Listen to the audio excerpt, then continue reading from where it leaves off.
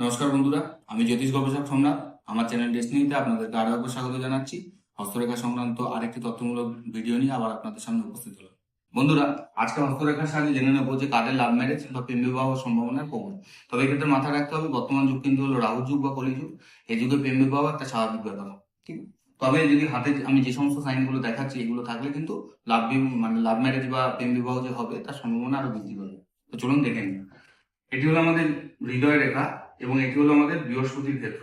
এই যে এটি হলো আমাদের বৃহস্পতির আঙ্গুল, তার নিচে হচ্ছে বৃহস্পতির ক্ষেত্র। যদি হৃদয় রেখা বৃহস্পতির ক্ষেত্র পর্যন্ত পৌঁছে যায়, এবং এটি হলো আমাদের মস্তিষ্ক রেখা এবং এটি হলো আমাদের জীবন রেখা।